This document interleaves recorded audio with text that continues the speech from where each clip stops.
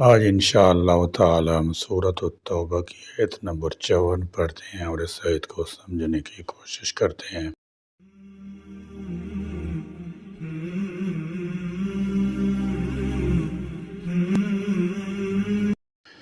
اعوذ باللہ من الشیطان الرجیم، بسم اللہ الرحمن الرحیم۔ وما منعهم ان تقبل منهم نفقاتهم الا انهم كفروا بالله وبرسوله ولا يأتون الصلاة الا وهم كسالى ولا ينفقون الا وهم كارهون۔ وما اور نہیں منعهم مانے ہوا ان کے ان یہ کہ تقبل قبول کیے جائیں منہم ان سے نفقاتہم ان کے صدقات۔ اس میں ان کے صدقات کے عدم قبول کی 3 دلیلیں بیان کی گئی ہیں۔ ایک ان کا کفر و فسق، دوسرا کاہلی سے نماز پڑھنا، اس لیے وہ نماز پڑھنا ثواب کی امید رکھتے ہیں، اور نہ ہی اس کے ترک کی سزا سے انہیں کوئی خوف ہے، کیونکہ رضا اور خوف یہ بھی ایمان کی علامت ہے جس سے یہ محروم ہے۔ اور تیسرا کراہت سے خرچ کرنا، جس کام میں دل کی رضا نہ ہو وہ قبول کس طرح ہو سکتا ہے۔ بہرحال یہ تینوں وجوہات ایسی ہیں کہ ان میں سے ایک وجہ بھی عمل کی نامقبولیت کے لیے کافی ہے۔ چہ جائے کہ تینوں وجوہات جہاں جمع ہو جائیں تو اس عمل کے مردود بارگاہ الہی ہونے میں کیا شک ہو سکتا ہے؟ اللہ مگر اس بات سے کہ انہم بے شک انہوں نے کفروا کفر کیا باللہ اللہ کے ساتھ وبرسولہ اور اس کے رسول کے ساتھ، ولا اور نہیں یاتون وہ آتے ہیں الصلاۃ نماز کو الا مگر وہم اس حال میں کہ وہ کسالى سست ہوتے ہیں، ولا اور نہیں ينفقون وہ خرچ کرتے ہیں الا مگر وہم کارہون مگر ناگواری کے ساتھ، یعنی جو لوگ ایمان نہ لائے ہوں ان کا خرچ کرنا اللہ کے نزدیک مقبول نہیں، خواہ وہ خوش دلی کے ساتھ خرچ کریں یا ناگواری کے ساتھ۔ فقہاء کرام رحمۃ اللہ تعالی علیہ نے اس مسئلہ پر بحث کی ہے کہ اگر حالت کفر میں نیکی کا کوئی کام کیا جائے تو اس پر کچھ اجر و ثواب حاصل ہوگا یا نہیں۔ احادیث سے جو بات ثابت ہوتی ہے وہ یہ ہے کہ آخرت میں اس کی کوئی نیکی کوئی اجر حاصل نہیں ہوگا۔ حضرت عائشہ صدیقہ رضی اللہ تعالی عنہا نے رسول اللہ صلی اللہ تعالی علیہ وسلم سے دریافت کیا کہ ابن جدعان زمانہ جاہلیت میں صلہ رحمی کرتے تھے اور مسکینوں کو کھانا کھلاتے تھے، کیا ان کو اس سے کچھ نفع حاصل ہوگا؟ آپ صلی اللہ تعالی علیہ وسلم نے ارشاد فرمایا نہیں، کیونکہ اس نے ایک دن بھی یہ نہیں کہا کہ اے میرے رب بدلے کے دن تو میری خطائیں بخش دینا، رب اغفر لی خطیئتی یوم الدین۔ البتہ دنیا میں ان کے بہتر عمل کی جزا انہیں دی جاتی ہے۔ چنانچہ انس رضی اللہ تعالی عنہ سے آپ صلی اللہ تعالی علیہ وسلم کا ارشاد منقول ہے کہ اللہ تعالی جل شانہ کسی مومن کی نیکی کے ساتھ نا انصافی نہیں کرتا، دنیا میں بھی نیکی کی وجہ سے اسے عطا کیا جاتا ہے اور آخرت میں بھی اس کو جزا دی جاتی ہے، اور کافر کو ان کے اچھے عمل کے بدلے دنیا ہی میں کچھ بھلائیوں سے نواز دیا جاتا ہے، یہاں تک کہ آخرت میں ان کے لیے کچھ باقی نہیں بچتا۔ اسی کا ایک پہلو یہ بھی ہے کہ دنیا میں اس کے بہتر رویے کو دیکھتے ہوئے ایمان کی توفیق عطا کر دی جائے۔ اور حکیم ابن خزام کے بارے میں کہا جاتا ہے کہ انہوں نے 120 سال کی عمر پائی، 60 سال اسلام سے پہلے، 60 سال اسلام قبول کرنے کے بعد حالت کفر میں بھی 60 غلام آزاد کیے اور 40 اونٹ کی سواری سے لوگوں کی مدد کی، اور یہی عمل زمانہ اسلام میں بھی کیا۔ انہوں نے آپ صلی اللہ تعالی علیہ وسلم سے دریافت کیا کہ زمانہ کفر میں جو میں نے اچھے عمل کیے ہیں، اچھے کام کیے ہیں، کیا مجھے ان پر کوئی اجر حاصل نہیں ہوگا؟ آپ صلی اللہ تعالی علیہ وسلم نے ارشاد فرمایا تم نے جو نیکیاں کی تھیں انہی کی وجہ سے تمہیں اسلام کی توفیق میسر آئی، اسلمت علی ما اسلفت من خیر۔ اس بات میں کوئی شک نہیں کہ انسان کے پاس جو کچھ بھی ہے اللہ رب العزت کا عطا کردہ ہے، وہ اعضا بدن ہو یا حیات و زندگی، وہ دیکھنے سننے اور بولنے سوچنے کی صلاحیتیں ہوں، یا مال و منال اور معقولات و مشروبات ہوں، سب کچھ اللہ کا دیا ہوا ہے، حتیٰ کہ کسب معاش اور تجارت و صنعت کے ذریعے بھی انسان جو کچھ حاصل کرتا ہے وہ بھی اللہ کی طرف سے ہی اس کو ملتا ہے، اور اتنا ہی ملتا ہے جتنا اللہ کو منظور ہو۔ یہ اس کی مرضی ہے، حلال ذریعے سے حاصل کرے یا حرام طریقے سے کما لے، ملتا اللہ کی طرف سے ہی ہے۔ مشاہدہ و تجربہ بھی اس کی دلیل ہے۔ ایک جیسے ذرائع معاش اختیار کرنے والے اور نتیجے کے اعتبار سے مختلف ہیں۔ ایک جیسی صنعت دو آدمی لگاتے ہیں، ایک چڑھتا جاتا ہے اور ایک گرتا جاتا ہے۔ ایک جیسا سفر دو شخص کرتے ہیں، ایک کو بہت نفع ملتا ہے اور دوسرا جمع پونجے سے بھی محروم ہو جاتا ہے۔ یہ اٹل حقیقت ہے کہ معنی اللہ کی طرف سے ہے اور اتنا ہی ملتا ہے جتنا مقدر میں ہو، اس لیے ہمیں جائز ذریعے سے رزق تلاش کرنے کا حکم دیا گیا ہے اور اللہ کے دیے ہوئے اس مال میں سے اللہ کی راہ میں خرچ کرنے کا حکم دیا گیا ہے اور اس پر بہت بڑے اجر و ثواب کا وعدہ دیا گیا ہے۔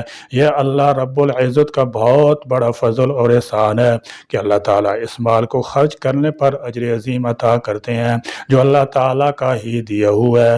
لیکن جس طرح دوسرے اعمال کے لیے آداب و شروط ہے، اس طرح انفاق فی سبیل اللہ اور صدقہ و خیرات کی قبولیت کی بھی چند شروط ہیں جو اللہ رب العزت نے سورۃ بقرہ کے 2 رکوع میں بیان کی ہیں۔ ان آداب و شروط کے بغیر کوئی صدقہ و خیرات شرف قبولیت نہیں پاتا۔ پہلی شرط صدقہ و خیرات کر کے احسان جتلانا۔ احسان جتلانے سے ایک تو صدقہ خیرات کا اجر و ثواب ضائع ہو جائے گا۔ فرمایا یا ایھا الذین آمنوا لا تبطلوا صدقاتکم بالمن، اے ایمان والو اپنے صدقات احسان جتلا کر ضائع اور برباد نہ کرو۔ اور دوسرا احسان جتلانا اس قدر خطرناک گناہ ہے کہ اس کی 4 سزائیں رسول اللہ صلی اللہ تعالی علیہ وسلم نے بیان فرمائی۔ صحیح مسلم میں حضرت ابو ذر رضی اللہ تعالی عنہ سے روایت ہے، وہ نبی کریم صلی اللہ تعالی علیہ وسلم سے بیان کرتے ہیں، آپ نے فرمایا ثلاثۃ لا یکلمہم اللہ یوم القیامہ ولا ينظر إليهم ولا يزكيهم ولهم عذاب علیم۔ 3 شخص ہیں جن سے اللہ قیامت دن کلام نہیں کرے گا، نہ ان کی جانب نظر رحمت کرے گا، نہ انہیں پاک کرے گا، ان کے لیے دردناک عذاب ہوگا۔ حضرت ابو ذر رضی اللہ تعالی عنہ نے دریافت کیا یہ لوگ کون ہیں؟ اے اللہ کے رسول، یہ تو ناکام ہے اور خسارے والے ہیں۔ آپ صلی اللہ تعالی علیہ وسلم نے فرمایا المسبل والمنان والمنفق سلعۃ بالخالف الکاذب، وہ شخص جو تکبر سے اپنی چادر زمین پر لٹکاتا ہے اور عطیہ دے کر احسان جتاتا ہے اور جھوٹی قسم اٹھا کر اپنے کاروبار کو چلانے والا ہے۔ غور کیجئے، بیزار انسان احسان جتلانا معمولی سمجھتا ہے، لیکن قرآن کریم نے اسے اجر و ثواب ضائع کرنے کا ذریعہ قرار دیا ہے اور رسول اللہ صلی اللہ تعالی علیہ وسلم نے اس کی خطرناک 4 سزائیں بھی بیان فرمائی ہیں۔ لیکن آج بات بات پر احسان جتلانا لوگوں کی عادت بن چکا ہے۔ حالانکہ صدقہ و خیرات پہ احسان کس بات کا جتلانا ہے جبکہ دیا ہوا اللہ تعالیٰ کا ہے۔ وہ چاہے شاہ کو گدھا کر دے اور گدھا کو شاہ کر دے، وہ چاہے غنی کو فقیر کر دے اور فقیر کو غنی کر دے۔ دوسری شرط صدقہ و خیرات کر کے صدقہ لینے والے کو تکلیف نہیں دیتا۔ تکلیف دینے کے کئی انداز ہیں۔ صدقہ و خیرات کر کے مفادات حاصل کرنا، صدقہ و خیرات کر کے مجلس میں اس کی بے عزتی کرنا، اس کی سفید پوشی سے پردہ اٹھانا، اس کے فقر و فاقہ کو برے انداز میں بیان کرنا، جب کوئی مجبور اور سائل آ جائے اسے دیکھ کر منہ بسورنا اور کڑوی کڑوی باتیں سنانا، سب تکلیف دینے کے مختلف انداز ہیں۔ یہ اظہار آسانی صدقہ و خیرات کر کے ضائع کر دیتی ہے۔ اگر آپ کسی سائل کو حقدار نہیں سمجھتے تب بھی اسے ڈانٹنا نہیں، اسے برا نہیں کہنا، اسے جھڑکنا نہیں ہے۔ سورۃ الزخرف میں ہے وَأَمَّا السَّائِلَ فَلَا تَنْهَرْ، سائل کو مت جھڑکو، سائل کو مت ڈانٹو۔ ہاں اگر آپ کے علم کے مطابق حقدار نہیں، اسے بڑے باعزت انداز میں پیار محبت کے ساتھ خلوت میں سمجھاؤ، لوگوں کے سامنے اس کی بے عزتی نہ کرو۔ ضرورت مند کو کسی قسم تکلیف دینے سے صدقہ و خیرات برباد ہو جاتا ہے۔ اس لیے اللہ تعالیٰ جل شان و ارشاد فرماتے ہیں قول معروف ومغفرۃ خیر من صدقۃ یتبعها اذی واللہ غنی حلیم۔ بھلی بات کرنا اور سائل کی سخت کلامی اور اصرار کو معاف کر دینا یہ صدقہ سے بہتر ہے جس کے بعد اظہار آسانی ہو۔ معلوم ہوا کسی بھی انداز مسکین اور سائل کو تکلیف نہیں دینا چاہیے بلکہ اسے اچھی بات کہنا چاہیے۔ مثلا اللہ پاک آپ کو غنی کر دے، اللہ آپ کو بھی زیادہ دے، ہمیں بھی زیادہ دے، اللہ تعالیٰ آپ پر رحمت کرے۔ صحیح مسلم میں فرمایا والکلم الطیبۃ صدقۃ، اچھی بات کہنا صدقہ کرنے کے برابر ہے۔ رسول اللہ صلی اللہ تعالی وسلم کے پاس دیہاتی آیا، نو مسلم تھا، زور سے چادر کھینچی، نشان پڑ گیا، سخت الفاظ میں سوال کیا، آپ صلی اللہ تعالی علیہ وسلم دیکھ کر مسکرا دیے، واہ فرمال اس کو دینے کا حکم جاری فرمایا۔ تیسری شرط نمود و نمائش، مد و ستائش کے لیے خرچ نہیں کرنا، ریاکاری، دکھلاوا، شہرت پسندی صدقہ و خیرات ضائع و برباد ہو جاتا ہے۔ صحیح بخاری میں حدیث ہے جس نے شہرت ریا کے لیے عمل کیا اسے صرف شہرت ریا ہی ملے گی۔ جس طرح صحیح مسلم میں شہید، سخی اور عالم کا واقعہ مذکور ہے، اس واقعہ میں 3 بہترین اور افضل ترین اعمال بیان کر کے یہ سمجھایا گیا ہے کہ یہ عظیم الشان اعمال بھی ریاکاری، شہرت پسندی اور نمود و نمائش کی وجہ سے ضائع اور رائگاں ہو جاتے ہیں۔ حالانکہ یہ تینوں اعمال شہادت فی سبیل اللہ، انفاق فی سبیل اللہ اور دین کی نشر و اشاعت انتہائی عظیم الشان اعمال ہیں جن کی وجہ سے بڑے بڑے گناہ بخشے جاتے ہیں، لیکن ریاکاری ایک ایسا مہلک گناہ ہے کہ اس کی وجہ سے یہ عظیم الشان اعمال ضائع اور بیکار ہو جاتے ہیں۔ لہذا صدقہ و خیرات اور انفاق فی سبیل اللہ صرف اللہ کی رضا کے لیے، لوجہ اللہ، اللہ کے دیدار کے لیے ہونا چاہیے۔